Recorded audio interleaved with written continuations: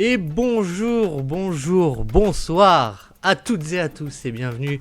Vous êtes bien sur le Dreamcast Show, sur l'épisode 133 pour être précis. Et on est de retour pour un énorme classique puisque c'est la semaine du All-Star Game. Et donc nous allons évidemment ponctuer cette semaine de All-Star Game par la cérémonie des Roll-Stars. Les joueurs role-players qui sont nos All-Stars de cœur. Nous allons faire une sélection de 12 noms qui nous font vibrer, qui font vibrer nos petits cœurs et qui servent beaucoup à gagner. Et donc je suis très très excité de faire cet épisode. Vous connaissez le principe.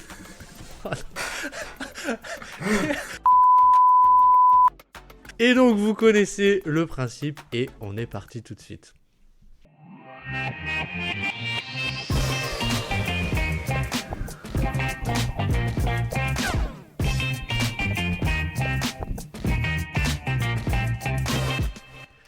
Et bonjour à mon ami Azad. Comment tu vas en cette belle journée de février finalement? Et bah, tu vois, il a fait gris toute la journée et il a suffi qu'on s'appelle pour qu'il y ait un rayon de soleil dans le ciel grenoblois. Donc finalement, merci à toi de m'apporter la lumière dans cette grise période qu'est février 2026. Alors, déjà, moi je tiens à te dire qu'il fait incroyablement beau chez moi depuis ce week-end. Okay. Et vraiment, ça me remplit de joie. Et je crois que c'est vraiment ma période préférée de l'année. Genre les premiers beaux jours, tu vois. Non, d'habitude c'est plus genre fin mars, début avril, tu vois. Genre quand il commence vraiment à faire beau, quoi. Et bon. Mais, tu sais pourquoi je vais très bien aussi? Dis-moi tout. Autre le fait qu'on se parle. Mais parce que j'ai passé le All-Star Game d'une vie. Et j'espère que toi aussi. Je sais. Moi, franchement, Kevin Durant et son téléphone m'ont fait passer un très bon week-end. Ah, mais moi, je me suis absolument régalé. Tu fais le décompte, donc il y a le dunk contest qui a été une honte pas possible. Il y a un mec qui a failli sortir sur civière. Un mec en béquille qui a gagné le concours à 3 points. Et KD qui a dit que ses coéquipiers étaient retardés mentalement.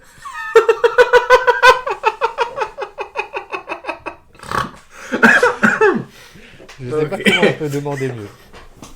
Ah putain, non mais c'est exceptionnel. Et puis avec aussi en plus les joueurs qui tombent dans le piège de genre soutenir Israël, c'est gros salopard. Et on a aussi Michael Jordan qui apparemment enlève les glaçons d'un t-shirt d'un enfant. Enfin vraiment, on a eu un week-end basketballistique, c'était des grands moments de sport. Finalement, est-ce que on ne devrait pas remercier la NCAA de mettre un peu de sérieux dans cette saison de basket? Parce que finalement, c'est ce week-end, la semaine dernière, j'ai regardé plus de minutes de NCAA que de NBA. Ça y est, c'est officiel. Je suis passé de l'autre côté. Bon, je comprends toujours rien à ce qui se passe, hein, mais j'en regarde plus que de la NBA. Et c'est déjà pas mal. Ça apporte un peu d'intellect dans nos vies parce que c'est sûr que c'est pas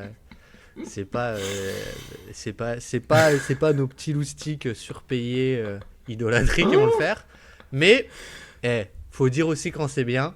OMB, j'ai bien aimé sa réponse sur Denis Avdia, sur la question sur Denis Avdia. Mais oui, alors NCA, t'as vu, ça fait bizarre quand c'est 35 secondes la possession, hein, ou 30 secondes la possession, pardon. Ouais, c'est aussi bizarre quand un mec de 6'9 il est grand, quoi. Quand un mec de 6'9 qui met de la gravité au post-up à ce point-là, ou alors hein, quand t'as ton pivot qui se déplace aussi bien, parce qu'en fait, dans une NBA moderne, ce serait un ailier fort. Et puis, les vitesses de jeu, aussi le mauvais niveau de certains porteurs de balles qui fait que des défenseurs extérieurs peuvent paraître très bons sur le ballon. Le fait que les joueurs soient parfois très petits, et c'est très dommage. Je pense à mon Dylan Darling, qui, s'il faisait 2-3 pieds de plus, ce serait un meneur fantastique, mais comme il peut pas passer la balle par-dessus un joueur qui fait 1m95, c'est un peu... C'est un peu foutu pour... Lui, pour le coup, est un peu plus grand et a surtout une bien plus grosse envergure. Mais voilà, après lui, il peut enchaîner, il peut faire 4 stops d'affilée. Mais il faut dire qu'en même temps, les équipes et l'organisation offensive de certaines équipes et du spacing. Le spacing. Les mecs, ils ont des volumes d'interception qui sont énormes. Tu te dis en même temps, quand t'as pas beaucoup d'espace à couvrir sur les stunts et sur les lignes de passe, c'est un peu plus facile finalement d'être bien placé défensivement. Mais bon, au milieu de tout ce flou artistique, j'ai Joshua Jefferson qui me guide à travers les sombres et les tumultes de la NCAA et vers la lumière. Donc merci à lui et à toi d'apporter de la lumière dans ma vie et dans ma découverte de la NCAA. Dans cette journée du Seigneur, finalement, pour Azad. Mais Joshua Jefferson, est-ce que finalement, ce serait pas le role player parfait dès l'année prochaine? J'ai hâte qu'on l'intègre dans nos Raul Stars 2027. Mais pour l'instant, c'est vrai qu'aujourd'hui, on est venu pour parler des Raul Stars 2026. Comment ça s'appelle comment? Des Raul Stars. Tu sais, ça me fait un peu penser à... c'est un peu la Rolls-Royce des All-Stars, donc c'est les Raul Stars. C'est ouais. Ou à Brawl Stars aussi. Mais bon, bref. 3e édition. Donc, nous allons faire une sélection 4e de 12 noms. ou 3e. La première était avec Titouan Cronier, d'ailleurs. Tout à fait, qu'on salue et qu'on embrasse. Et il y avait... Donc, très fort. Il y avait sur la pochette, en tout cas, je vois qu'il y avait Derrick White, Aaron Gordon et Russell Westbrook qui regardait ça de loin, du genre, pourquoi je suis pas invité. Donc, ce que nous allons faire, c'est une sélection de 12 joueurs, mais avec des critères. Maximum 20% d'usage. Là, ça y est, on rigole plus. Et maximum un joueur par équipe. Et en vrai, je me dis dans l'idée, pas de star défensive, genre Rudy Gobert ou des mecs comme ça. Il y a peut-être des joueurs qui sont à la limite, on pourra en parler. Mais donc, en vrai, on va commencer assez rapidement. Mais on va faire un après l'autre. Mais donc, Azad, qui de nous va commencer? Eh bien, on va faire un petit jeu pour ça. Si tu arrives à me citer... qu'est-ce qu'il y a? Vas-y. Avant le jeu, tu vois, en faisant ma liste, bon, j'en ai 55 à faire rentrer. Donc, en sachant que j'ai que 6 choix et que j'ai 55 joueurs que j'ai retenus, je pense que c'est possible que je bug un peu. Par contre, ce qui est marrant, c'est que sur les 55, j'ai identifié 4 rôles que j'ai vu quasiment revenir. Et me dit, tu vois, résumer 55 joueurs en 4 rôles, c'est là où tu vois que les role-players, finalement, deviennent peut-être un peu vraiment des spécialistes. Et dans les 4 rôles, tu vas me dire si tu es d'accord avec moi et si tu en vois d'autres. J'ai les big men qui sont plutôt, genre j'ai marqué en anglais versatile, donc ce qui voudrait dire genre polyvalent, tu vois. Parce que dans le sens où ils sont pas élites à la protection de cercle, ou alors ils sont pas élites en tant que rollman, mais du coup ils permettent d'apporter un peu de spacing, ou ils permettent d'avoir des défenses de switch all, ou c'est plutôt peut-être des big men en périphérie, ou alors très bons à la bataille des possessions. Mais tu vois, c'est des big men qui sont pas juste des rim runners, donc qui sont plus que simple rim runners, mais qui sont pas non plus des défenseurs d'élite ou des attaquants hors pair, et du coup qui sont des intérieurs polyvalents. Et j'en ai retrouvé pas mal dans ce groupe-là. Je crois que c'est un de mes plus gros groupes. Dis-moi combien j'en ai, mon petit Azad. J'en ai 18. Attends, mais t'as vraiment 55 noms là? Ouais. Ah, mais je croyais que c'était une expression, moi. Je croyais que c'était... j'en ai 55. Ah non, ok, d'accord. Ok. Non, j'aurais dit 75 si c'était une expression, mais là j'ai précisé 55. Donc j'ai 18 intérieurs polyvalents. Et ensuite, j'ai 13 défenseurs extérieurs d'élite. Parce qu'on a dit pas de stars défensives, mais pour moi, les stars défensives, ça reste quand même des joueurs à l'intérieur. Donc j'en ai 13 qui sont pour moi, parmi les meilleurs role-players qui méritent potentiellement d'être discutés dans ce classement. Donc toujours 13 joueurs alors que j'en ai que 6 à sélectionner en sachant que j'ai 4 rôles aussi. Mais du coup, voilà, j'ai aussi les défenseurs extérieurs d'élite dans mes rôles. Ensuite... j'ai ce que je vais appeler les spacers. Des spacers là-dedans, j'en ai 10 du coup. Donc eux vraiment, plutôt des joueurs qui vont clairement être là pour apporter du spacing. Et mon dernier groupe, c'est ce que j'ai appelé des stars sans les minutes.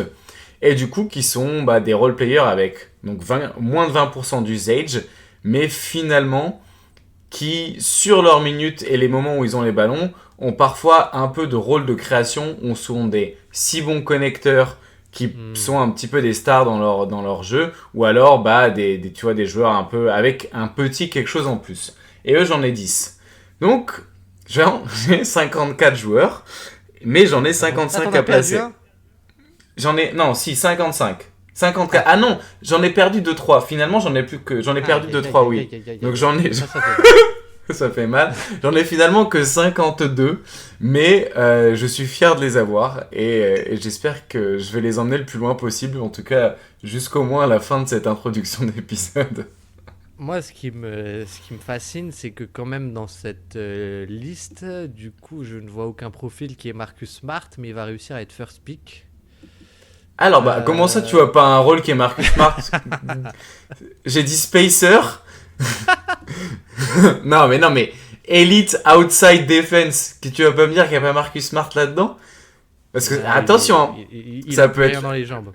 Ça peut être la fin du Dreamcast Show qui arrive beaucoup plus vite que prévu, là. Non, mais très bien, écoute, on verra. Peut-être qu'il y sera, peut-être si ça se trouve, il y sera. J'ai du coup un petit jeu pour savoir qui aura le first pick. Le first pick. Et ce jeu est relativement simple, puisque en fait tu vas jouer tout seul. Super. Est-ce que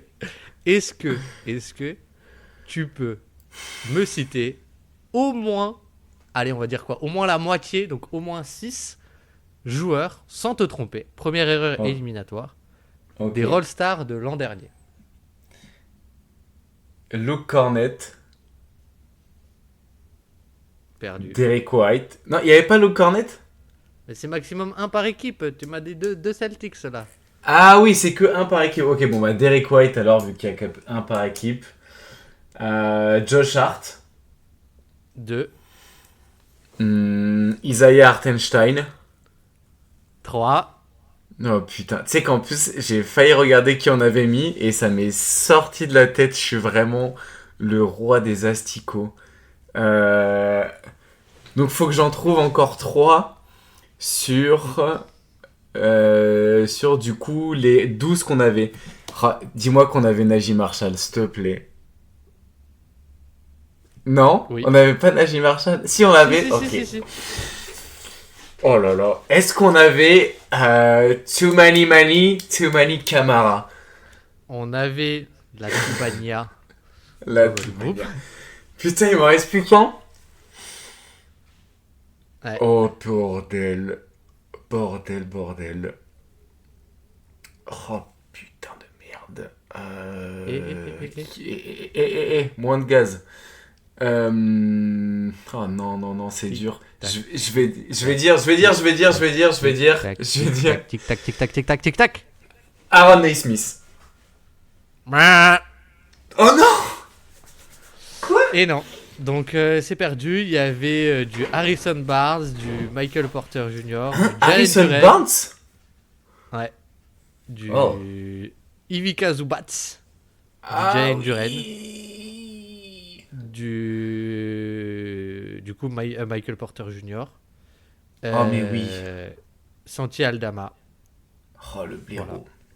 Voilà. Okay. Donc c'est perdu. Ouais, allez, c'est perdu. Tant pis pour moi. Et donc c'est moi qui ai le first pick. Et avant de commencer, je tiens à dire que j'ai 3 crève-cœurs à annoncer qui sont à entre 20 et 21% d'usage, mais qui étaient parfaits là-dedans. Oui. J'allais dire Jacoby Gillespie, mais non, c'est Colin Gillespie. Jacoby Gillespie qui était le meneur de Derrick Queen. Donc, on respecte. 20,4%. Cam Spencer, 20,3%. Et Con Knuppel, 21%. Qui étaient parfaits pour cette émission, mais qui ne sont pas là. Et donc, je vais commencer. Et je vais commencer avec un tapin, un bon classique. mais je vais commencer. Vas-y, va tapiner. Le premier choix, avec l'indéboulonnable Isaiah Hartenstein, qui... On pourrait discuter le nombre de matchs, seulement 30 matchs, mais les matchs où il est là, je le trouve mais tellement parfait en tant que role-player. Genre, encore plus efficace que l'an dernier, on en a déjà un peu discuté. Et puis la création, quoi. La polyvalence défensive et la création. Career high en assist par usage. Et puis, tu vois, genre, il y a des matchs où... là, il y a eu des matchs où il n'y avait personne. Bah, finalement, tu crées via lui. Le match contre Houston, là, qui était un samedi soir. Il fait, genre, un match de Magic Johnson, quoi, en gros. Et puis même, je trouve là où il est utile, c'est pour Shai, il est quand même bien utile sur soit la pose d'écran, soit le côté aussi mettre Shai un peu off-ball par séquence parce que les défenses sont ultra agressives sur lui, quoi. Donc c'est lui que j'ai pris à OKC, la meilleure équipe de NBA. Est-ce que j'ai hésité avec d'autres joueurs ? Pas vraiment, puisqu'en fait, ça aurait été qui ? Ça aurait été Cason Wallace. Mais bon, Cason Wallace, il est quand même sacrément pas efficace, quoi. Donc j'ai pris Hartenstein sans trop de réflexion. Ok. D'hésitation. Avec beaucoup de réflexion. Mais peu d'hésitation. Est-ce que du coup, moi j'en avais 4 à OKC. Comme ça, à la limite, tu vois, je peux un peu te présenter ma liste de 55. Vas-y. Donc j'avais Cason Wallace, qui était dans le rôle Elite Outside Defense. Donc plutôt très bon défenseur, mais comme tu dis, pas très efficace et petit volume. J'avais aussi Aaron Wiggins, qui est rentré dans la case star sans les minutes. Et j'avais Alex Caruso, qui était dans la classe des défenseurs d'élite, des défenseurs extérieurs d'élite. Mais selon toi, Hartenstein, il est dans quel groupe ? Dans intérieur polyvalent ou alors dans les stars avec sans les minutes ? Non, en vrai, c'est un intérieur polyvalent. Moi, je l'ai mis dans les stars sans les minutes, mais bon, après, chacun voit midi à sa porte. Mais je trouve que son niveau d'influence, en fait, tu vois, pour moi, l'année dernière, on avait Derek White en tête de ce classement, qui depuis, du coup, n'est plus dans ce classement parce que finalement, les conjonctures collectives ont fait qu'il n'y est plus. Tu vois, je me dis, si Chet Holmgren était blessé, comme Jason Tatum est blessé, tu vois, cette année à Boston, je pense qu'Isaiah Hartenstein assez rapidement sort de ce classement. Je sais pas parce que, en fait, si il joue plus et qu'il a un plus gros niveau d'influence, au bout d'un moment, on pourra pas continuer de le considérer comme un roleplay. Sur 35 minutes, j'aurais du mal. 35 minutes d'Hartenstein, je pense que c'est difficile de le cantonner disons à un poste de role-player. Tu vois, dans mes joueurs, à 35 minutes, il y en a presque pas. Celui qui joue le plus, il joue 33 minutes par match. Ouais. Oui, mais d'un autre côté, je pense que même sur 35 minutes, il pourrait pas vraiment faire monter son usage. Parce que en vrai, il a pas le jeu pour. Ça reste un joueur, tu vois, en termes de création assez limité. Et qui reste aussi un très bon défenseur, je pense, mais qui est pas... tu vois, je pense que Chet Holmgren est largement un meilleur défenseur, par exemple, tu vois. Oui, en même temps... Oui. Michael Jordan est un bien meilleur joueur que Scottie Pippen. Ça fait pas de Scottie Pippen une pipasse, quoi. Non, c'est vrai. mais il y a un truc sur lequel il a un impact qui est monstrueux. C'est quand même le rebond. Que ce soit offensif, où il a un on-off de plus 10%, mais aussi défensif. Et on l'a bien vu que la série de défaites, il y a pas mal de matchs où il n'est pas là. Et tu te fais torpiller au rebond par Mark Williams, par... j'ai plus en tête, mais il doit y avoir Houston aussi, je crois, dedans. Ou des trucs comme ça, quoi. Donc, Toronto aussi. Donc finalement, tu vois, il a une valeur aussi un peu, mais sur des trucs qui sont pas des trucs de star finalement, mais aussi de très typé role player, quoi. Ouais, je suis assez d'accord. On va passer au choix numéro 2 du coup. Ouais. On va passer au choix numéro 2. Et en fait, ça m'a embêté de le prendre aussi haut. Mais d'un autre côté, ça m'a plus embêté parce que quand je pensais à ce joueur il y a quelques années, j'aurais pas imaginé le retrouver dans les role-players, je pense. Et c'est peut-être pour ça que je suis un peu déçu, mais d'un autre côté, c'est son plus haut usage cette saison. C'est aussi sa plus haute efficacité. Et c'est son plus gros aussi assist par usage. Donc finalement, il a progressé un peu dans tous les aspects du jeu. Et c'est aussi un des meilleurs défenseurs extérieurs de NBA.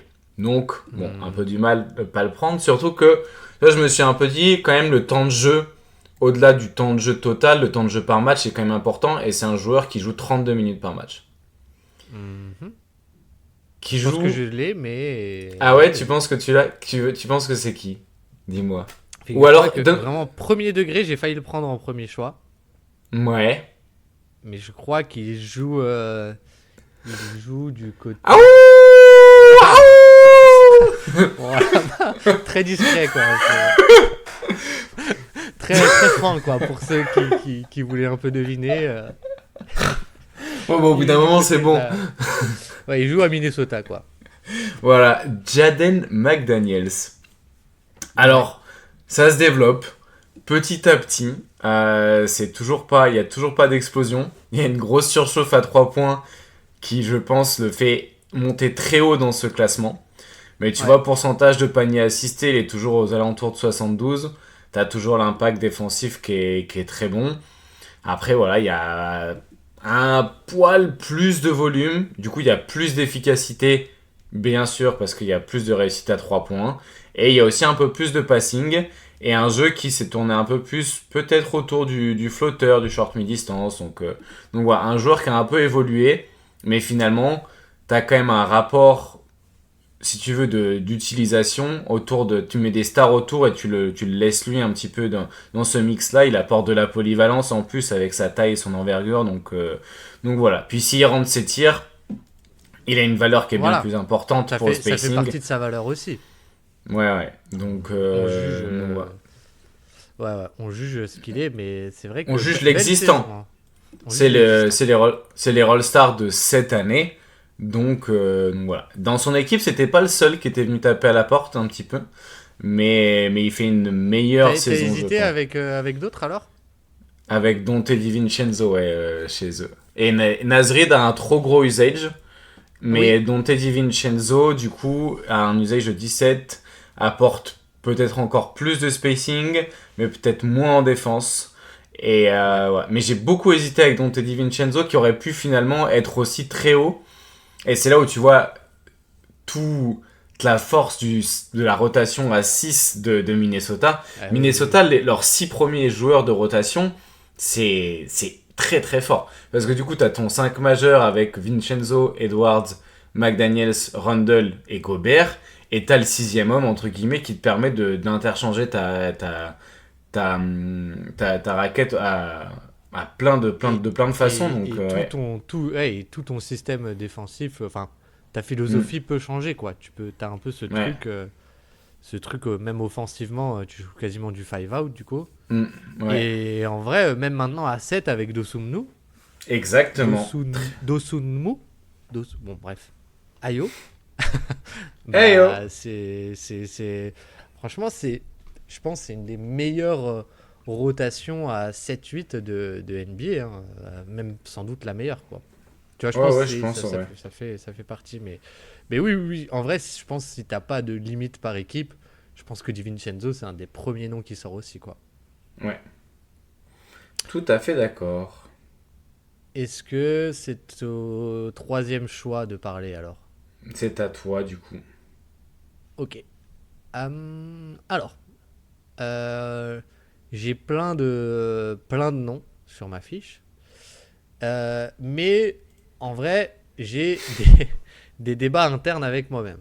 C'est-à-dire, est-ce que c'est des role-players ou pas? Et il y en a un qui était pas l'an dernier. Mais en fait, c'est un peu 2 joueurs en un.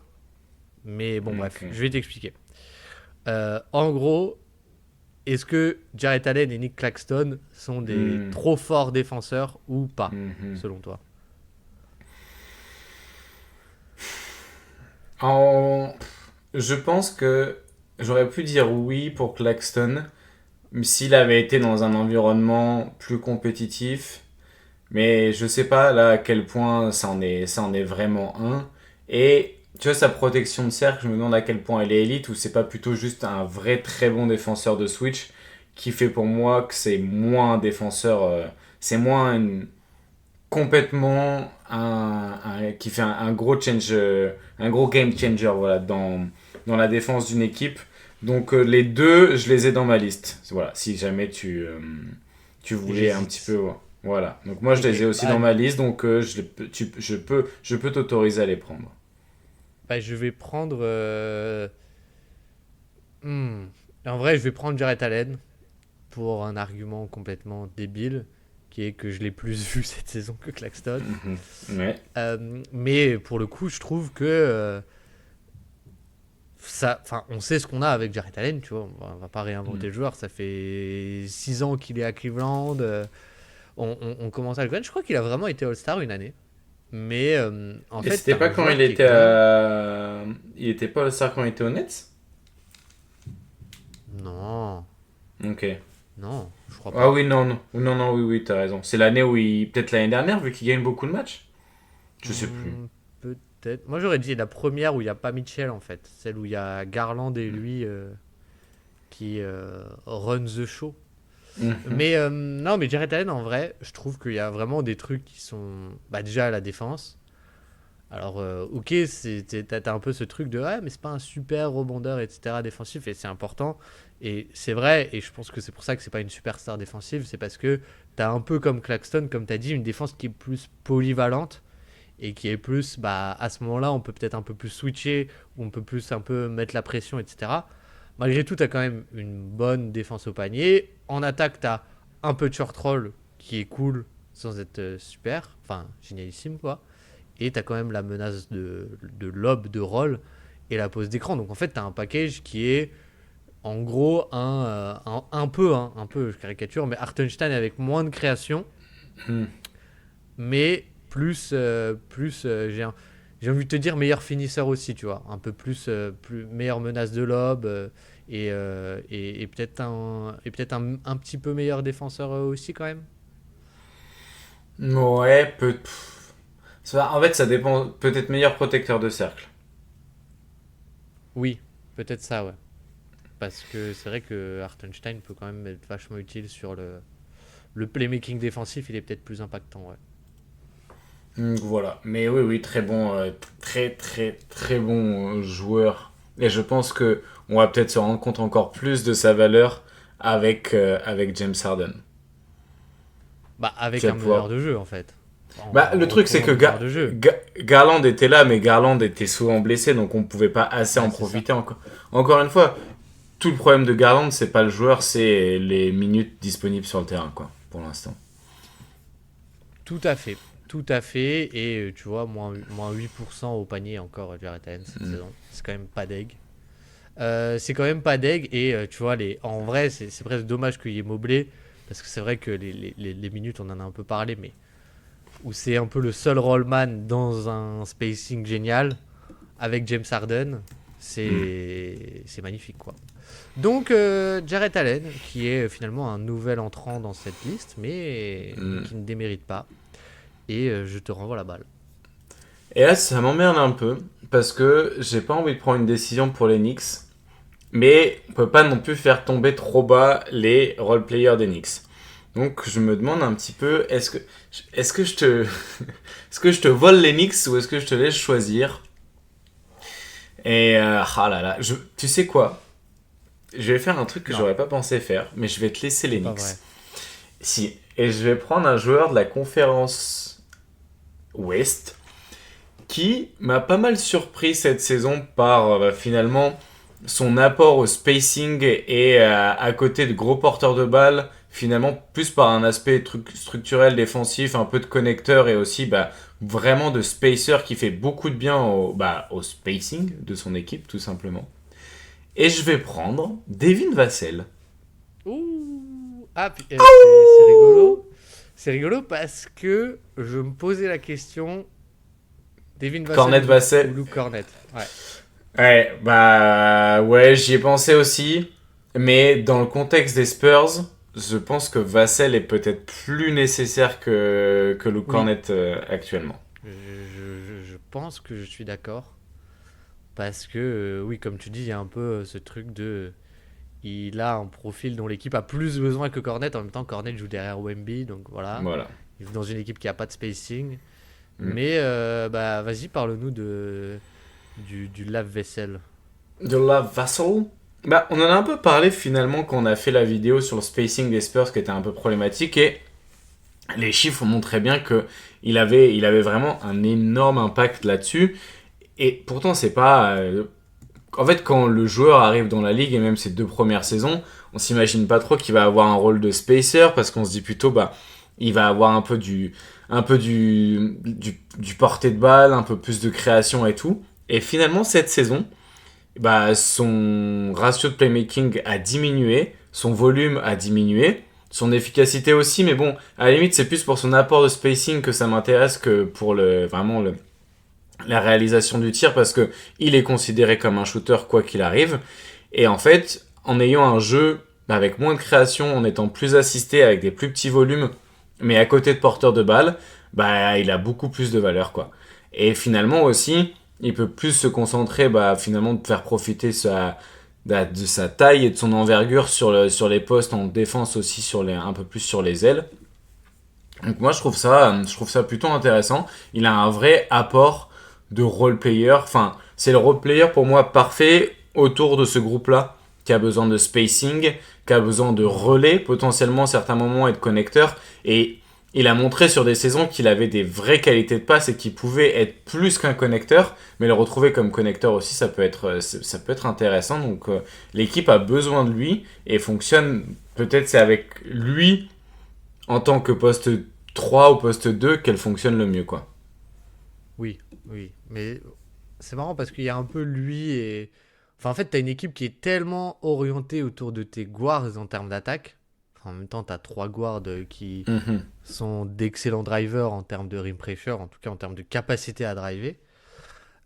Bah, que forcément, t'as moins besoin de sa création, quoi. Et tu vois, c'est un peu pareil Wemby, en vrai, t'as un peu moins besoin de sa création, peut-être aussi. Et du coup, t'as un peu ouais, ce côté rayonnement off-ball. Et j'aime bien, tu vois, malgré tout, il a presque, en fait, c'est presque devenu pas dire un shooter exclusif, même dans les systèmes qu'il a, mais pas loin, quoi. Tu vois, souvent, on lui met même des sorties d'écran, des petits trucs comme ça, alors qu'avant, c'était plus de la création, mais j'adore. J'adore ce choix que tu viens de nous faire sous nos yeux ébahis. Bon, à toi. Prends un X. Faut Débarrasse-moi que je prenne de un cette. X. Débarrasse-moi de. Ah bah là, ça arrive le moment quand même. On va pas pouvoir descendre Ok. trop bas. Je suis assez curieux, juste pour savoir ton avis, du coup, je pense que j'ai déjà fait mon choix, ok. Ok. Mais donc, je ne me laisserai pas influencer. Mais toi, lequel t'aurais pris des Knicks, sachant que, quand même, pour faire un peu le topo, en fait, t'as Brunson et Towns qui ont plus de 20%. Et après, en fait, ils sont tous en dessous de 20. Donc ils sont tous éligibles en quelque sorte. Donc il y a OG Anunoby, Josh Hart, Michael Bridges. Mhm. Mais je trouve que même limite, tu as aussi un McBride qui pourrait rentrer un peu dans le lot cette année. Mais voilà, entre ces trois et demi, mais au moins voilà comme ça, McBride est mentionné, même si je pense que ce sera pas lui au final. Lequel, toi, t'aurais pris? Non, c'est dur. Ah, tu vois, je me pose vraiment la question. C'est pour ça que je voulais vraiment pas faire le choix parce que je pense qu'il faut Hmm. vraiment regarder les matchs aussi pour se faire une idée. Tu vois, à la limite, dans la stat brute, enfin brute, dans le Dans le rapport cleaning de profil. glace, dans le profil rapport cleaning de glace, j'aurais envie de te dire OG Anunoby. Peut-être le meilleur défenseur Ok. extérieur, la meilleure protection de cercle secondaire, et en plus, tu as l'aspect de spacing et efficacité. Donc, tu as un rôle qui est Mhm. déterminé, qui est bien fait et tout. Mais l'apport de Josh Hart sur le switch, sur le rebond, en termes de connecteur et en plus toujours ultra efficace, mais par contre qui flingue un peu ton spacing. Du coup, je me dis potentiellement, en fait, si je regarde un autre aspect statistique, c'est plutôt Josh Hart que j'aurais pris. Et puis après, je pense à Mitchell Robinson. Et je me dis, est-ce que c'est pas quand Mitchell Robinson est sur le terrain que les Knicks sont le plus compétitifs? Sans regarder les on-off ou quoi, juste de l'aspect visuel que j'en ai d'avoir vu les Knicks contre certaines équipes, notamment mes petits Celtics. Et du coup, je suis un peu tiraillé parce que bon, Mitchell Robinson, c'est quand même dommage de prendre un joueur qui joue si peu, qui a si peu d'usage et de prendre que pour l'impact au rebond, mais d'un autre côté, l'impact est tel que ça pose la question. C'est vrai. Donc j'ai réussi à pas te répondre, mais voilà, et surtout, voilà mes éléments. Surtout, ce qui est drôle, c'est que je trouve dans le profil stat, celui qui ressort limite le plus, c'est Mikal Bridges aussi, que t'as pas du tout cité. Qui est C'est vrai. Efficace, avec beaucoup de création comparé à son rôle en carrière. Il a quasiment 1, tu vois, de ratio assist-usage, et il perd quasiment pas de balles. Et t'as quand même aussi un petit peu de playmaking défensif, tu vois. Alors, mon choix que je vais expliquer en 4 parties. Je vais commencer par une introduction. Et il y aura à la fin une conclusion. Pourquoi je ne prends pas Mitchell Robinson? En vrai, parce qu'il joue pas assez. Parce que je le trouve pas si impactant que ça défensivement.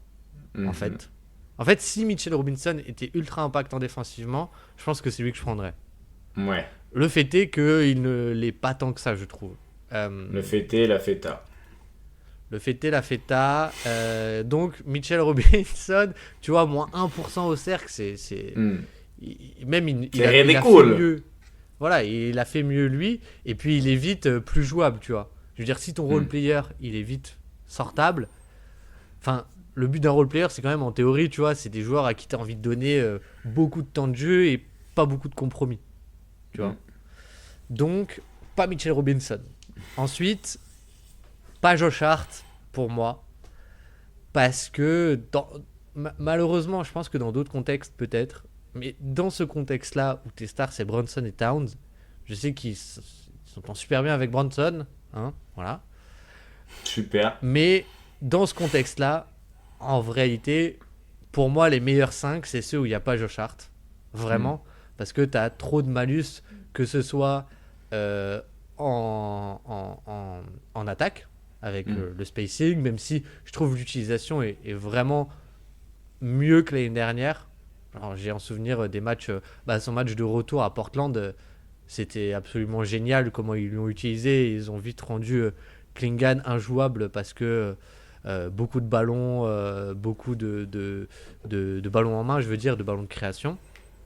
Mais sur l'ensemble de la saison, je trouve que t'as quand même beaucoup parfois de mauvaises séquences avec lui pour cette raison du spacing et pour une raison où, vu que t'as pas de protecteur de cercle, on lui demande un peu d'être un peu un protecteur de cercle qu'il peut pas vraiment être et dans lequel il est très limité, tu vois, aussi, quoi. Et c'est pour ça aussi que même un Mitchell Robinson, même s'il est pas génial, je pense que tu vois vite la différence juste en termes de dissuasion quand il remplace Josh Hart. Et donc ça me laisse Mikal et OG, et je pense que je vais prendre OG Anunoby parce que en vrai c'est quand même en attaque c'est très sobre, c'est du spacing et un peu de cut, quoi. Mais en défense, je trouve que c'est quand même ton défenseur le plus important et le plus impactant d'assez loin, parce que en réalité, surtout que Mikal Bridges, en fait, c'est un peu con, mais il y a plein de profils on-ball où il est pas si bon sur les petits. Donc t'as un peu ce truc de ok, il est pas si mal off-ball, mais en fait, dans ce 5-là, t'aimerais que, vu que lui il joue un peu poste 2, ce soit lui qui défende le on-ball, tu vois. Sauf qu'il peut pas, donc tu te retrouves avec un casse-tête on-ball, bref. Alors que OG Anunoby, je trouve, il a pris des pivots sur certains matchs, il a pris Rudy Gobert pour pouvoir, tu vois, des matchs où tu peux switcher parce qu'il prend Rudy Gobert. Je trouve qu'il est très très important dans le rôle où il où il vient protéger le rebond défensif aussi. Et puis sur certains match-up, il a aussi, je trouve, déverrouillé certains match-up en étant placé carrément sur le ballon, quoi. Donc après ce long épisode que j'espère que je n'aurai pas perdu trop de monde, je prends OG Anunoby. Ok.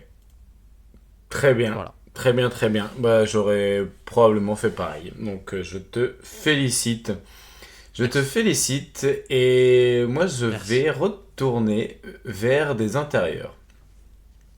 Vers un intérieur, d'ailleurs. Qui est d'ailleurs le seul dans son équipe que j'ai retenu. Mais du coup, qui est intérieur un petit peu, tu vois, intérieur polyvalent, mais aussi spacer. Qui joue quand même presque 32 minutes par match. 60 de true shooting. Ah non, je crois que je suis un peu déçu. Un peu connecteur en attaque. Pourquoi ? Parce que tu le trouves trop ? Ouais, mais ok. Et je vais prendre du coup le Faucon Royal. le Faucon Royal d'Atlanta, Onyeka Okongwu. Ok. Pour la valeur de spacing avec bah, tout simplement d'être un poste 5. Quand même très bon connecteur aussi pour sa taille. Et du coup, moi, c'est un peu la valeur que je vois aussi. Oui. Bah, c'est vrai que c'est quand même. Ce qui est cool, c'est le profil offensif, je trouvais quand même cool. Même s'il n'est pas ultra efficace cette année, t'as un peu ce truc de. Tu peux aussi jouer un peu des systèmes un peu en delay, en main à main ou des choses comme ça. Et puis tu as le shoot aussi. Le shoot commence quand même et le un peu à se volume. confirmer. Et le volume qui a beaucoup augmenté qui a beaucoup augmenté au shoot. Et en fait, là aussi, tu vois, même en termes de statistiques, on a un petit peu les limites à 20% d'usage et à pas star défensive, mais en termes de switch et de protection de cercle secondaire, il est quand même vraiment pas mal. Et en termes de volume, on est à plus de 19% sur 32 minutes. Donc il y a vraiment un impact qui est quand même notable dans sa présence sur le terrain. Surtout qu'il a déjà, en plus, il est entouré de porteurs de balles qui sont pas toujours capables d'apporter du spacing, quoi. Et je trouve que notamment avec le passage sans Trae Young est une très bonne illustration de pourquoi c'est un profil intéressant et qui a encore que 25 ans, quoi. Donc ça, c'est chouette. c'est Amino. Mais justement, Amino. j'allais dire, c'est comment tu juges un peu sa défense? Parce que moi, j'ai beaucoup de mal à me situer sur sa défense. Parce qu'au final, tu vois, il est quand même petit. Je sais pas si c'est un monstre de Switch. Je sais pas. Donc je sais pas trop. Justement par le fait d'être petit mais d'avoir une telle envergure, pour moi c'est pas peut-être pas un monstre de Switch, mais c'est quand même un joueur qui est très intéressant sur Switch et qui a des bonnes mains. La protection de cercle, le problème c'est que ça va manquer de taille, mais je trouve que par sa rapidité et sa compréhension du jeu qui progresse au fur et à mesure des années, il est quand même vraiment intéressant là-dessus. Je pense que ça joue pas mal aussi, et ça jouerait encore plus si Jalen Johnson revenait un peu plus fort défensivement sur cette saison comme il avait été avant, mais de jouer aussi à côté d'autres bons défenseurs, ça aide, comme d'avoir Dyson Daniels autour de lui, même Nickel Alexander-Walker. C'est pour moi, donc c'est pour ça aussi qu'il n'est pas dans les défenseurs stars, mais n'empêche, par son profil et sa taille, c'est quand même, entre le spacing et la défense, ça a beaucoup de valeur pour un role player. En fait, ce qui m'emmerde un peu, je pense, c'est il est peut-être pas très bien vu parce qu'il est pas dans une équipe qui gagne, et je pense que il mériterait à être dans un encore meilleur contexte pour qu'on puisse voir un peu tout l'intérêt que ça a un profil d'intérieur qui peut beaucoup switcher et aussi punir avec du shoot. Ouais. Ok. Donc finalement, en vrai, ce qui est cool aussi, c'est que dans la théorie, bon, la raquette avec Jalen Johnson, elle est quand même très cool, quoi, aussi. Donc il y a un peu ce côté où ça fit avec ta star aussi, quoi. Tout à fait. Très bien. Je m'attendais pas à Onyeka Okongwu. Du coup, c'est à moi. Mhm. T'as quelque chose à rajouter? Tu veux dire d'autres Hawks sur tes 55 bons? Parce que J'avais ça pas fait d'autres quelques Hawks. moments Ah oui, c'est vrai, t'as dit c'est le seul. C'est le seul Hawks. En même temps, Ok. ils ont pas été beaucoup à jouer des minutes, enfin des gros volumes Et de Nickel minutes. Alexander Walker a genre 25% Ouais, d'usage, donc... exactement. Et du coup, bah, sinon, il l'aurait été très clairement. Mais pour le coup, son volume a explosé, donc difficile de le mettre. Ok. Nous sommes à mi-parcours. Nous sommes à Et à mi-parcours. mi-parcours, je vais faire quelque chose d'assez fou. Puisque je vais utiliser un joker. C'est quoi un joker? Tu connais pas les jokers? Qu'est-ce que tu fais? Euh, Mais Jokic, il peut pas rentrer, hein. Non, je vais utiliser l'appel à un ami. Ok, Et j'ai utilisé l'appel à un ami, en fait, pour rien d'accord. cacher. En fait, je vais aller du côté de Détroit. On avait Ah, donc l'année ah, ah, dernière ah, Jalen ah, Duren. ah, ah, ah, Et je trouve ah. qu'à Détroit, en fait, c'est Mhm. pas pour rien que c'est une très bonne équipe. C'est que tu as énormément de profils qui pourraient rentrer. T'en auras peut-être Mhm. d'autres que tu voudras citer, mais je trouve qu'il y en a trois qui sortent du lot qui sont Mhm. Duncan Robinson, Osar Mhm. Thompson et Isaiah Stewart. Exactement. Et t'as trois profils qui sont quand même assez marqués, dans le sens où t'en as un, c'est un peu une star défensive avec Stewart qui est génialissime en protection de cercle. Mhm. Un peu de spacing, mais pas vraiment en fait en attaque, je Non. trouve. Ensuite, t'as Osar Thompson qui est genre à un niveau défensif incroyable de on-ball et aussi off-ball, tu vois. Je trouve que là où Amen est utilisé beaucoup trop on-ball, alors que parfois t'as des flash off-ball, je trouve qu'avec Osar, t'as une vraie aussi protection de cercle secondaire dans les schémas de Détroit, qui sont très collectifs aussi. Et après, t'as Duncan Robinson, qui est genre le joueur qui t'apporte du spacing et le joueur avec qui l'attaque respire de ouf et t'as un différentiel absolument énorme. Est-ce que déjà t'as quelque chose à dire là-dessus? J'ai vu qu'on nous avait aussi dit Javonte Green dans les role players du côté de Détroit. Mais je pense que l'attaque est. Il y a trop rien en attaque pour le considérer, mais c'est vrai qu'il a réussi à rentrer dans la rotation alors que ça faisait pas mal d'années qu'il passait d'équipe en équipe sans vraiment s'y installer. Donc félicitations à lui, c'est plutôt cool de voir Et ça. Vas-y, vas-y. Est-ce que Jenkins il a trop d'usage, pas assez d'usage? Est-ce qu'il a juste assez de minutes finalement? C'est peut-être Quand plutôt ça même, la non? question. Mais oui, il a aussi 24% d'usage quand il est sur le terrain, donc forcément. Eh oui. Il a déjà un trop gros volume. Mais bon. Moi, j'avais un choix assez facile finalement. Ok. Ok. Pour moi, le choix, il est assez évident.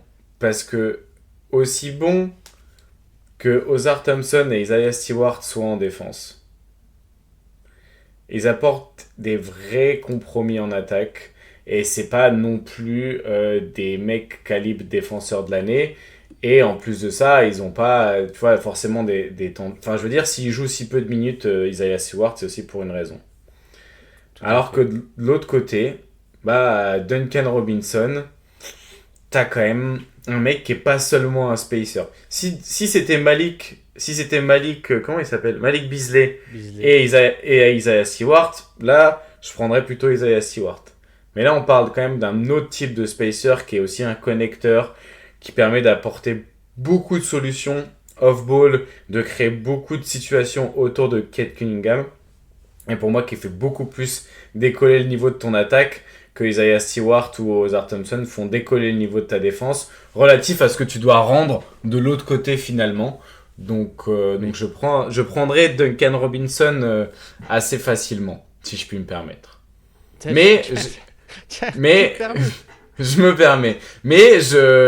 La conversation a eu lieu dans mon esprit aussi. Oui. Oui, parce que c'est trois profils quand même assez marqués, quoi, tu vois, je trouve. Mm. Et donc, en fait, ce que j'ai fait, c'est que j'ai un ami qui est fan des Pistons et qui regarde tous les matchs des Pistons. Et donc, je lui ai dit, lequel tu prendrais? Et figure-toi, du coup, Tanguy, si tu m'écoutes, peut-être que tu m'écoutes. Je te salue et j'espère que tu vas bien. Eh bien, il m'a dit que c'était Duncan Robinson aussi pour lui le plus important. Donc finalement, on est raccord. Et c'est un peu, je trouve, le cas de Vassell, mais en puissance 1000, quoi. Tu vois. Et je suis d'accord avec tout ce que tu as dit. Et en vrai, bon, il y a même beaucoup de variance sur les tirs à 3 points, la réussite des tirs à 3 points. Mais tu passes quand même de 122 d'offensive rating avec lui à 112, quoi. Alors ça passe de 36 à 32%.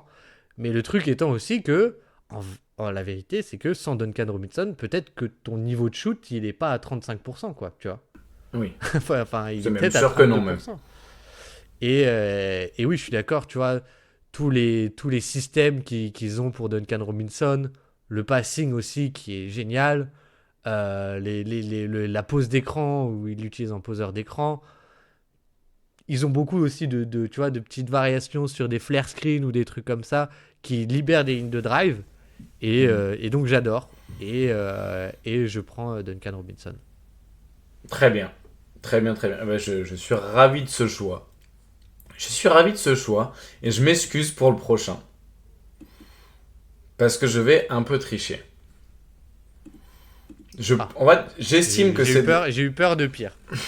T'as eu peur de pire? Non. Pas encore. Le pire arrive plus tard. Mais tu vois, je trouve que c'est un peu de la triche, mais quand on regarde nos critères statistiques pour l'instant, ça fonctionne. En fait, je sais ce que tu vas faire. Tu sais ce que je vais faire. Tu vois la filouterie arriver. Tu sens la connerie dans mon regard finalement. Même si tu ne me vois pas, mais tu m'imagines là dans ma petite chambre grenobloise. Te frotter les mains et faire comme ça, tu vois, devant ton choix. Mais figure-toi que tu vois, c'est un peu marrant, ça faisait partie des équipes où j'ai aussi eu une discussion avec moi-même. Mais je te laisse nous expliquer la discussion que tu as eue avec toi-même. Bah, en fait, c'est vrai que si on prend les matchs depuis le 1er janvier, il est à 25% d'usage. Mais on prend pas les matchs depuis le 1er janvier. C'est sur la saison. Donc, je me suis permis d'intégrer ce joueur. Et du coup, les deux autres joueurs dont je vais discuter avec lui sont Cameron Johnson. Et j'avais aussi envie de parler, peut-être que je me suis un peu emballé, mais je me suis dit quand même, Spencer Jones, défensivement et dans l'apport qu'il a sur le terrain, est-ce que j'aurais pas envie de le prendre? Puis après, j'ai eu Bruce Brown qui est venu dans ma tête. Je me suis dit, bon, Bruce Brown, il l'utilise un petit peu il aura beaucoup de minutes en playoff, mais pour l'instant, il l'utilise plutôt en mode tranquille. Bon, Christian Brown, j'allais dire le cercueil est redevenu citrouille, mais non. Bon, bref. Christian Brown, il a reperdu un petit peu de son efficacité et de sa brillance. Et au milieu de tout ça, survole le futur Kawhi Leonard, Peyton Watson. Et c'est vrai que je me dis, vu la saison qu'il fait, et surtout la deuxième partie de saison qu'il fait, c'est quand même difficile de pas le prendre. En termes, déjà, l'impact défensif, protection de cercle en second rideau, playmaking défensif aussi. Puis maintenant que y a un peu de drive, que le shoot rentre, et que du coup tu peux utiliser un peu comme porteur de balle, mais aussi en joueur un petit peu off-ball qui t'apporte du mouvement. Bon, ça paraissait assez évident de le prendre lui. Du coup, j'ai pris Peyton Watson. Et à quel point... J'ai toujours du mal avec Peyton Watson. Faudrait que quelqu'un fasse une vidéo dessus pour m'éclairer. Oh.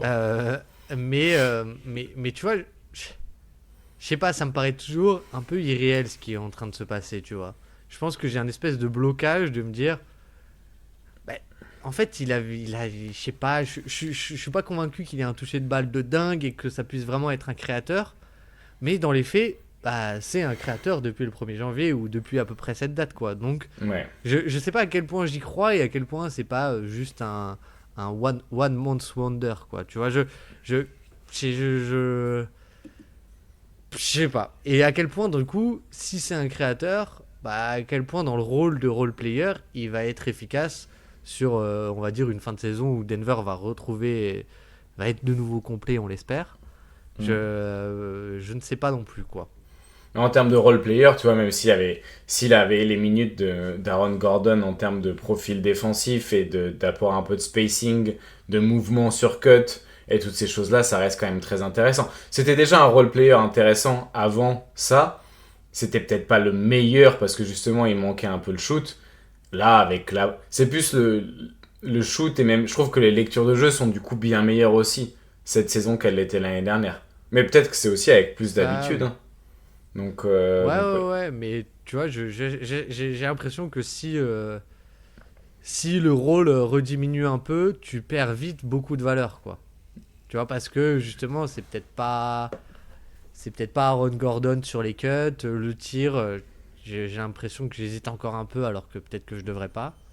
Mais voilà. Mais bon, c'est sûr qu'après, dans tous les cas, t'as la défense géniale, vraiment pour le coup génialissime. Et si t'as un côté aussi un peu plus meilleur sur les lectures de connecting, etc., c'est cool aussi, quoi. Oui. Voilà où s'est porté mon choix pour Denver. Et pour, du coup, le 8e choix, c'est ça? Le 8e choix. Et on arrive quand même dans les zones où ça commence à devenir casse-gueule. Très tendu. Puisque là, des joueurs que j'aimerais bien prendre, il y en a 1, 2, 3, 4, 5, 6, 7, 8. 8. Et il y en aura plus que 4. Alors lequel je prends? En vrai, lui, il a pas assez joué, donc je vais pas aller dessus.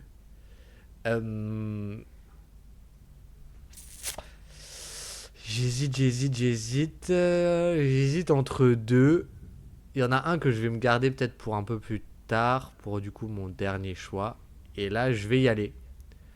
Je vais hisser haut le drapeau et prendre l'incontournable, l'inoubliable, le sensationnel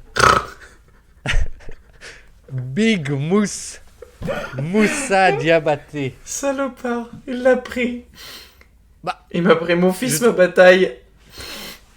Ah oui, voilà, non, mais c'est sûr oui, non, mais c'est sûr qu'il allait y être. Hein. C'était difficile de pas le prendre en premier. Mais bon, vu qu'on parle de lui sur un épisode sur 2 en ce moment, je me suis dit, voilà, on va arrêter les dingueries. Mais tu sais que moi, quand je vais à la boulangerie, maintenant, je salue les gens en faisant la célébration de Moussa Diabaté. Hein. On fait Big Mouse avec les mains sur les oreilles. Big Mouse, les mains sur les oreilles. Je voudrais...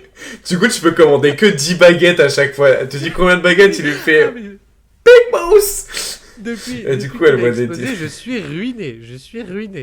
10 pains au chocolat par 10 pains au chocolat, c'est terrible. Mais bon, essayons de redevenir sérieux. Mais Moussa Diabaté qui est devenu un joueur tellement important aux Hornets et qui a un profil typiquement d'intérieur très polyvalent justement. Et déjà ce qui est ouf et qui est cool, c'est que tu vois, je trouve que lui pour le coup c'est vraiment un mec élite sur Switch, quoi, parce qu'il est pas si grand, mais il est tellement mobile. Et puis après, enfin, il y a tout ce qu'on a déjà parlé, mais le côté un peu plus utilisé, tu vois, lui sur les main à main, là où Kalkbrenner il est plus utilisé en rollman un peu classique, le short roll qui est aussi un peu plus cool, les rebonds offensifs. L'impact le rebond qu'il met, c'est impressionnant, quoi. Bon, on va faire une vidéo. On a déjà fait 3 podcasts où on parle de lui. Je pense qu'on va clôturer tout ça avec une vidéo et puis après on pourra passer à autre chose. Mais pour l'instant, on est encore dans notre phase Big Moose.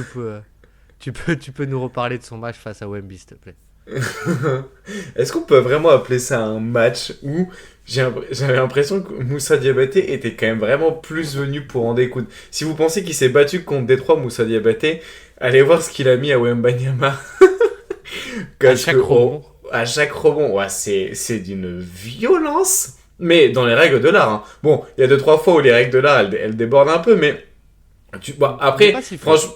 Et Wemby a grave joué le jeu. Pour le coup, il s'est pas acheté par terre et tout, mais c'est juste qu'il a absolument pas pu rivaliser et qu'il s'est fait prendre. Mais en plus, il y a des fois, c'est trop drôle parce que du coup, Moussa Diabaté reçoit le ballon, il fait un pic, il reçoit le ballon sur short roll, il fait la passe à l'opposé, et juste après avoir fait la passe à l'opposé, comme il voit que le mec est ouvert, il sait qu'il va shooter, il vient se foutre devant Wemby. Wemby, il a même pas eu le temps de comprendre qu'elle allait avoir un tir, que Moussa, il est déjà en train de lui fracturer les hanches et d'avoir pris la position. Donc, non, super Big Mousse. Et puis, je trouve il y a ce truc, tu vois, de...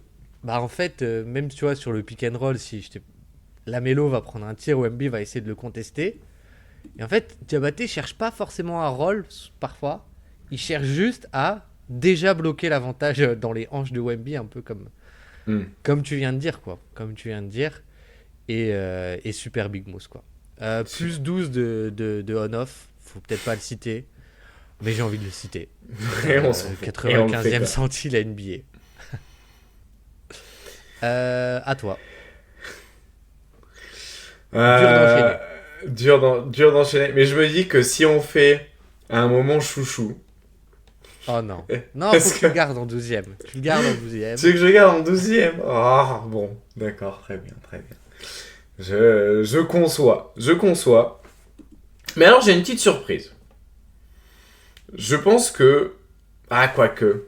Allez, je vais prendre un autre chouchou. Mais, tu vois, j'en avais 3 dans son équipe. J'avais un rookie, un meneur de jeu sixième homme. Mais je pense que je vais quand même prendre la mammouth mobile et me rediriger vers Sandro. Sandro, Mamou Kelashvili. Ta boussole Exactement, ma boussole du Grand Nord. Mon étoile qui brille la plus forte la nuit, Sandro. Non mais c'est vrai, c'est l'étoile du Nord qui brille le plus fort. Et Sandro aussi d'ailleurs. Mais oui, du coup, après on en a déjà pas mal parlé dans l'épisode podcast vidéo de Toronto, mais connecteur, défenseur de switch, un peu de protection de cercle secondaire. Ouais, mais tu regardes ses stats sur Killing the Glass, t'as tout qui est orange, on dirait qu'il y a un abricot qui est venu peindre son profil. C'est exceptionnel en vrai.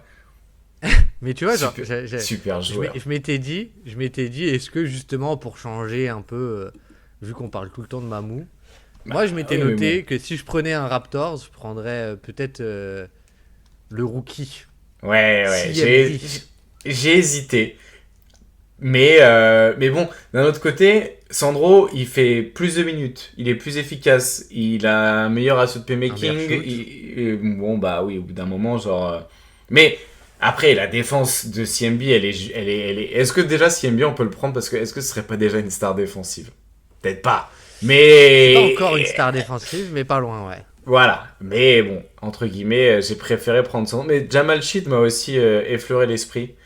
Mais puis après j'ai vu son efficacité quand même. Hein. Et puis puis voilà, du coup vu que je suis tombé au fond du puits en allant chercher son efficacité, je suis passé à autre chose. Mais voilà, c'était un peu mon hésitation, mais j'ai mis. Je pense que Sandro mérite qu'on le prenne quand même dans notre classement. C'est quand même un des épisodes Stampede. Enfin, c'est un des épisodes importants du Dreamcast Show, je pense que.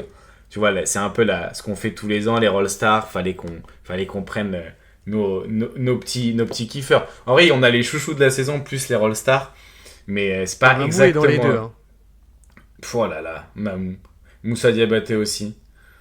C'est vrai que je crois que ouais. On a des petits chouchous, j'avoue. Ok. Avant-dernier choix.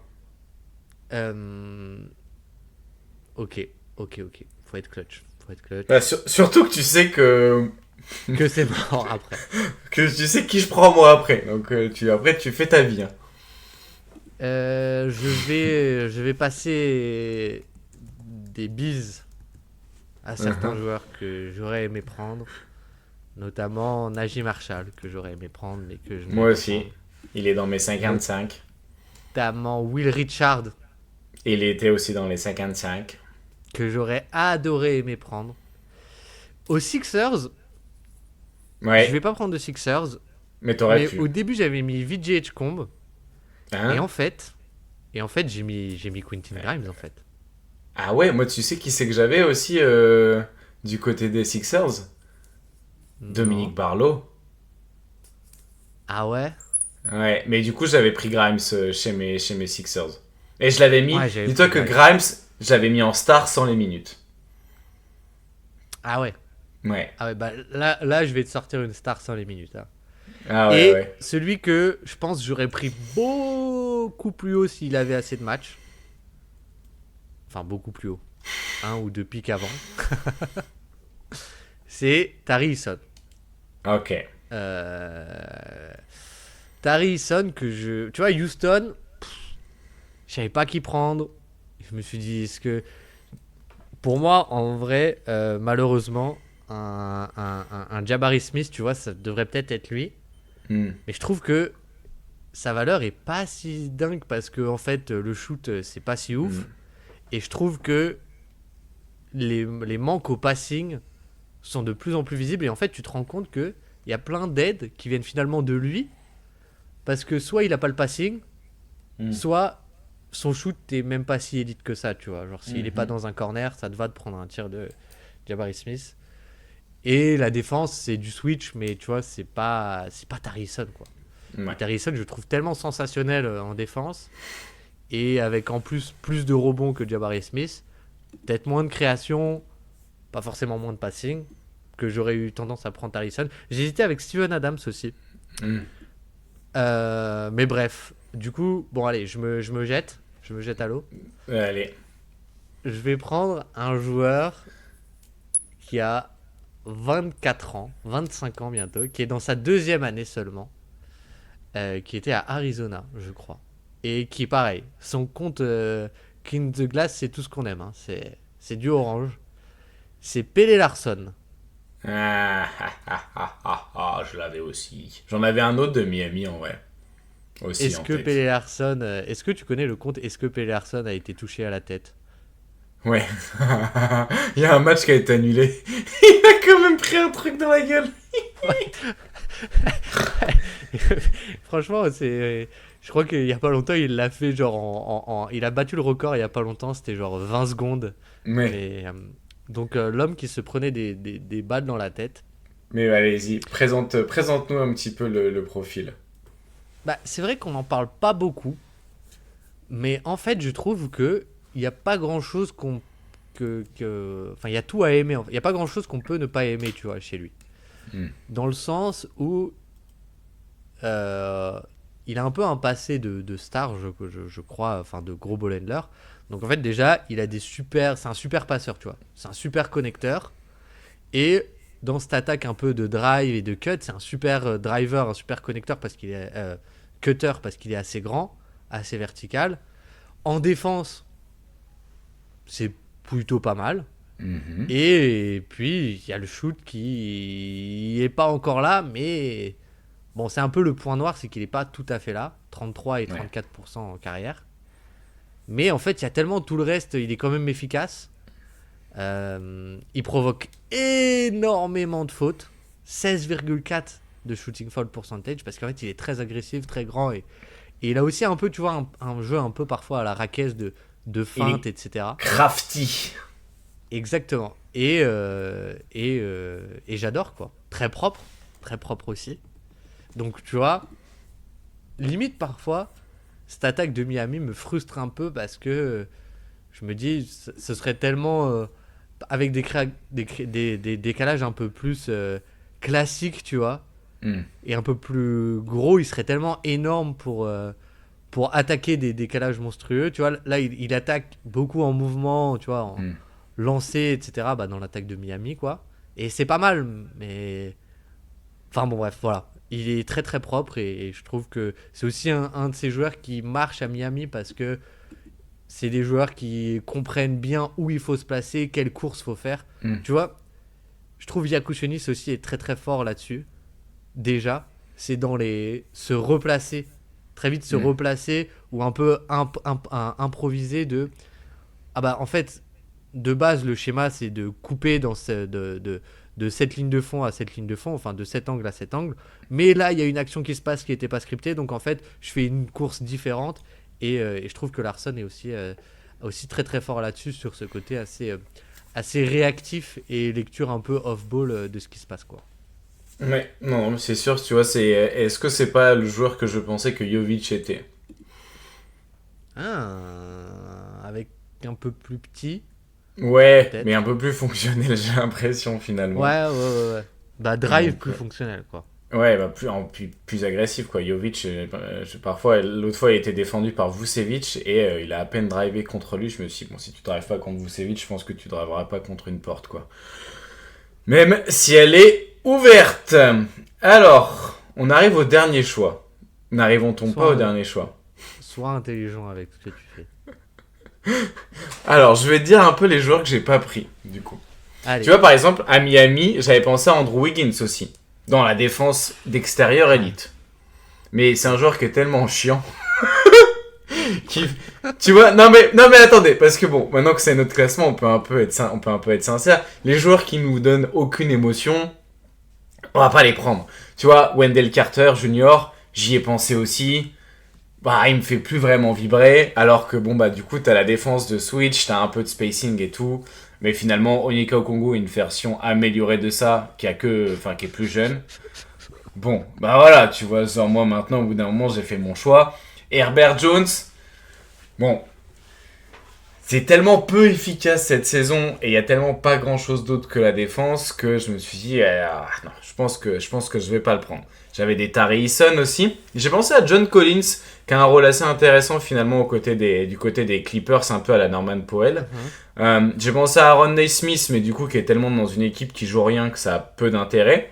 Dans une équipe qui joue rien aussi, j'ai pensé à AJ Green, qui est une version moins bonne de Duncan Robinson, qui joue dans une équipe qui est aussi moins bonne. Donc bon bah, mais vraiment, lui c'est gros shooter d'élite. Et en fait, Duncan Robinson, oui et non, même pas du tout en fait, c'est juste que les deux sont des blancs-becs, mais finalement non, parce que AJ Green est un bien meilleur défenseur pour le coup, mais un moins bon passeur aussi.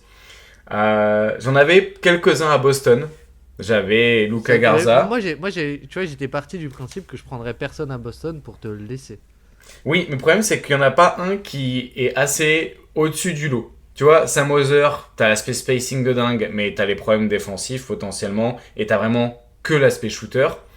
Hugo Gonzalez, t'as que l'aspect genre bataille des possessions et très bonne défense, mais que 13 minutes par match.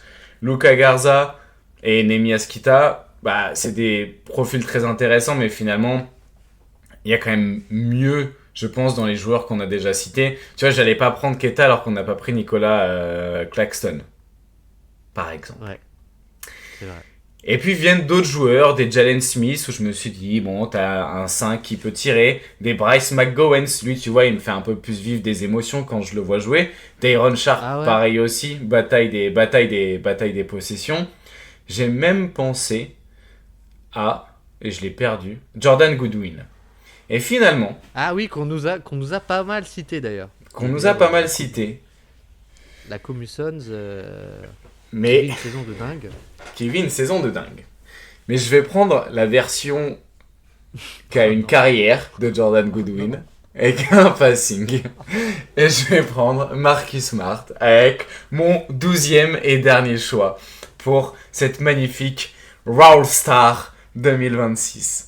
Et tu penses qu'il mérite sa place ou c'est un peu genre LeBron qu'on appelle au Star Game alors qu'il est cramé? Je pense que c'est peut-être la dernière saison où il pourra avoir sa place. Non, pour le coup, défensivement et dans l'aspect de connecteur et de porteur de balle secondaire, dans les principes de jeu des Lakers, en fait, c'est un des Lakers qui fait la meilleure saison, je pense. Surtout du côté défensif. J'ai pensé à Jake LaRavia aussi, qui impacte un peu moins le jeu, mais défensivement, il fait vraiment monter le niveau des Lakers. Bon, en même temps, c'est pas très compliqué, mais ça a quand même une vraie importance. Et le truc aussi, c'est porteur de balle, mais aussi connecteur. Bah, en fait, qui reste un joueur très intelligent et qui fait monter le niveau de ton équipe quand elle est sur le terrain. Qui fait pas monter le niveau de ton spacing, mais entre guillemets, comme c'est pas le seul non-spacer, bah, c'est moins grave, tu vois. Il n'y a tellement pas de spacing que son apport de connecteur et porteur de balle secondaire, il a plus de valeur. Et puis après, si on me dit que je me trompe complètement, j'en ai franchement rien à secouer parce que je l'aime trop d'amour. Et pour le coup, moi, le voir jouer au basket, franchement, ça me fait toujours autant kiffer.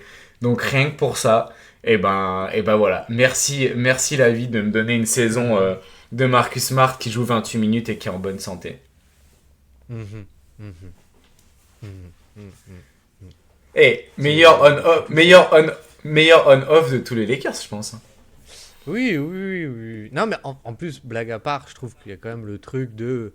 Je trouve ce qui est cool en théorie, c'est que si tu veux tout switcher, il est pratique, quoi. Ah, hein, bah Il est ouais. pratique et sur le côté connecting, il est super utile. Je trouve les bonnes séquences des Lakers, elles ont aussi été avec lui. Mais c'est peut-être, tu vois, moi, la base Austin Reeves, Marcus Smart, Luka Doncic, je trouvais ça génial, quoi. Hmm. Et voilà, donc vu qu'on avait envie de parler un peu quand même de nos petits chouchous, je l'ai pas mis dans les chouchous de la saison quand même, Ouais. mais là il a sa place, donc voilà, je le prends Il y a un avec nom, mes deux bras. il y a un nom, et peut-être deux noms que je voulais, que j'ai pas, qu'on n'a pas mis, du coup. Ouais. C'est Brook Lopez, qui en vrai a une valeur juste de spacing qui est très cool, Hmm. je trouve. Et après, moi, il y en a deux, enfin surtout un, je savais pas trop quoi en faire. C'était Donovan Klingan. Est-ce que tu y as pensé ou pas? Et Star Toumani défensive. Camara. Tony Camara, moins bonne saison cette année, perd énormément de ballons, pas efficace. Je sais pas à quel point, comparé à l'année dernière, il méritait sa place, tu vois. Mais du coup, c'est intéressant. Tu penses que Klingan, c'est déjà une star défensive? Quand il joue. Ok. C'est comme Mais Zakidi, tu parce vois. que. J'aurais pas pris parce que quand il joue, Oui, star oui. Mais je pense que défensif. Zakidi a aussi plus d'usage. Il dit Oui, en bah quand attaquant. il joue. Oui, mais quand il joue, quoi. Ouais, pour le coup, il a pas beaucoup joué. Ouais, mais Klingan a un aspect de dissuasion au cercle qui est assez ouf. Hmm, Et il y a un peu le côté dont on pouvait rêver et que moi j'appréciais pas mal, c'est le côté passing quoi, qui commence un peu hmm. à arriver aussi quoi. Et le shoot, hein. Donc En tout cas, ouais, il les. Bah non, mais le shoot vient pas, mais lui, il les prend, quoi. oui. Mais tu vois, je trouve ça plus fonctionnel son passing et utile son passing Hmm. que son shoot quoi. Pour l'instant. Mais. Mais ouais, je suis un peu triste de ne pas avoir réussi à mettre Quentin Grimes. Mais bon, c'est la vie, pas le paradis. Donc, est-ce que je résume? Allez. Nous avons Isaiah Hartenstein, qui est accompagné de Jaden McDaniels, qui est accompagné de Jarrett Allen, Devin Vassell, Peyton Watson, Duncan Robinson, Oji Anunoby, Sandro Mamukalashvili, Moussa Diabaté, Pele Larson, Onyeka À Okongwu la qu'on a fin, on failli s'est fait oublier. kiffer. À la fin, on s'est fait kiffer quand même, hein. Ça va, Ça ça va. va. Ça va. Et donc, Marcus Smart. Et oui, oui, oui, c'est vrai que. Mais Will Richard aussi, j'aurais kiffé lui faire une place. Hmm, ouais. J'aurais kiffé. Mais ça fait franchement une belle liste que je trouve Hmm. très complémentaire et très agréable. Euh, Mon cher Watson. franchement, franchement, Hmm. magnifique. Allez. Bah, on la valide alors. Hâte de voir de Et. qui j'aurais oublié l'année prochaine, mais. Ah oui, qui va y être l'année prochaine alors? Oui, puis surtout si on refait le jeu de. Je dois me rappeler de l'équipe de l'année dernière pour pouvoir sélectionner en premier. Hâte de voir qui je vais oublier. Et l'année prochaine, on fera une nouvelle règle, c'est que si tu devines pas plus de la moitié, tu n'auras pas le droit de prendre Marcus Smart. Oui, mais je pense que je suis pas sûr qu'il ait encore 2 saisons de cette qualité dans les jambes, donc on verra bien. Mais On verra bien un peu ton Julien Alaphilippe du basket finalement. exactement, Eh, t'as exactement. vu? Ça suit Tu le t'y vélo, hein. tu t'y connais en bicyclette, toi. En tout cas, n'hésitez pas à faire votre équipe. N'hésitez pas à nous dire s'il y a des joueurs qu'on a oubliés. Si vous auriez pris un Boston Celtic, lequel? Si On aurait dû prendre quelqu'un d'autre aux Knicks, aux Pistons, aux Hornets. Grant Williams aux Hornets. Est-ce qu'on aurait dû prendre Grant Williams? Je ne sais pas. En tout cas, c'était très très cool. C'était encore une fois un bel épisode qu'on a fait. Merci Azad. Avec grand plaisir. Fait ça. Et puis très bientôt. Est-ce que Ousmane Dieng le sera l'année prochaine ou il sera déjà un All-Star? Ousmane Dieng aux Bucks. Allez. On attend que le carrosse, tout ça, la citrouille, etc. Et tutti quanti. Et tutti quanti. Merci de nous avoir écoutés. Et puis à très bientôt sur le Dreamcast Show. Ciao.